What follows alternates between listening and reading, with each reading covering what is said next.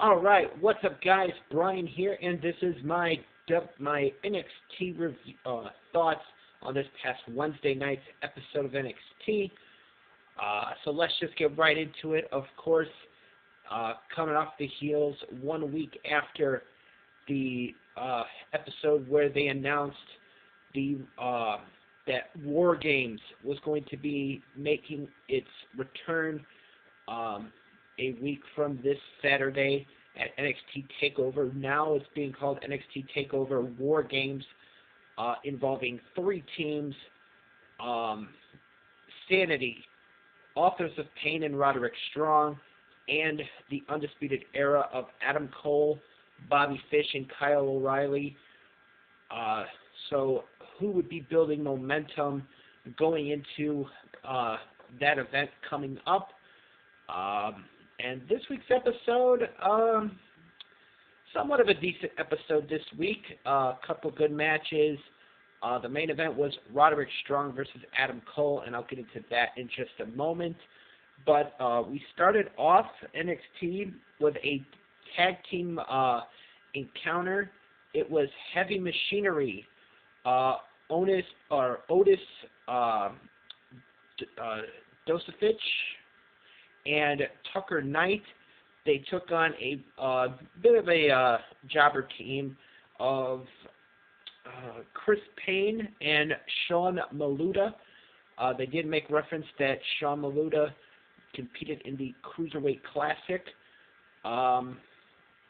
This was pretty much a squash match for Heavy Machinery, as they would hit the compactor, their double team finishing move on Payne and Maluda, and that was pretty much it.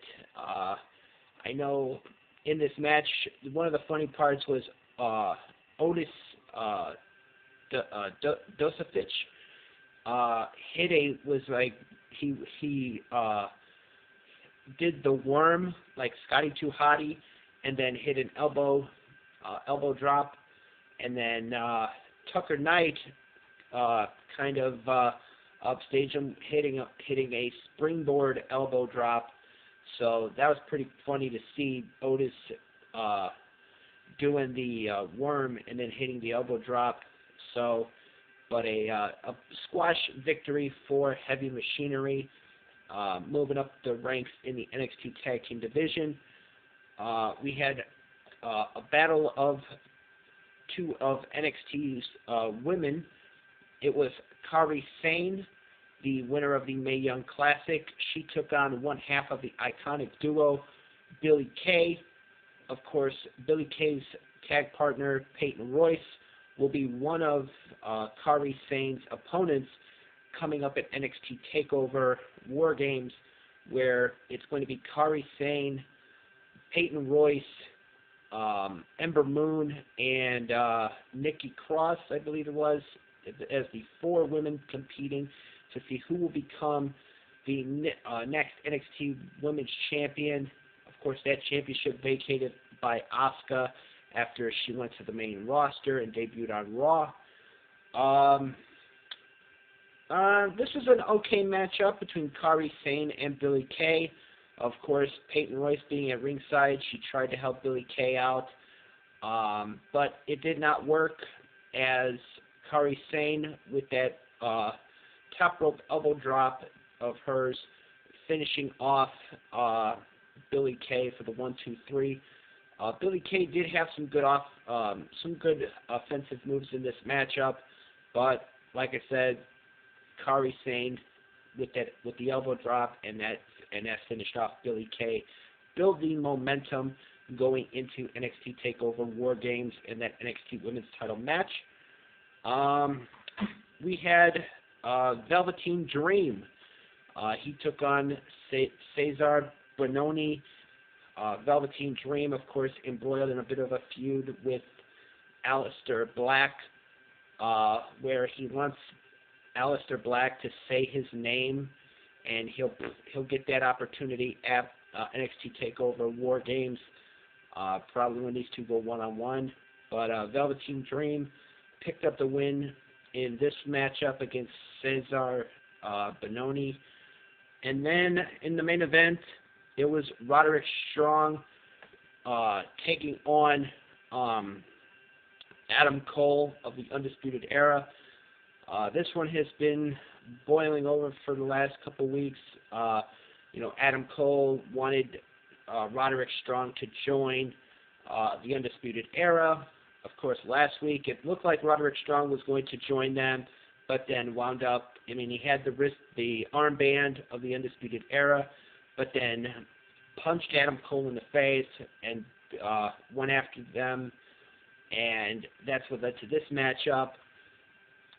This was actually somewhat of a solid matchup between these two. Roderick Strong won the match by disqualification because Bobby Fish and Kyle O'Reilly got involved.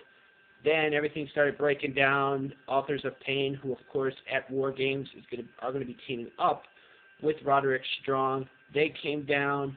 Then Sanity came down. Everything just broke down, and that was pretty much it.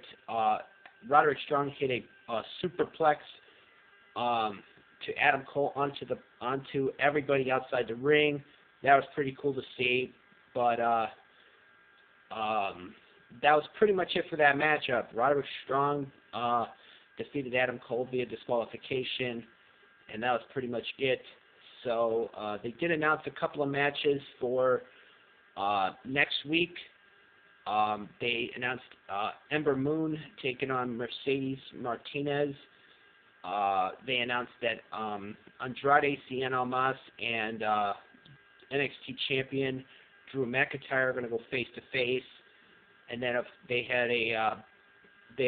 set up a tag match for next week as well with the Street Profits and Tino Sabatelli and Rick Moss.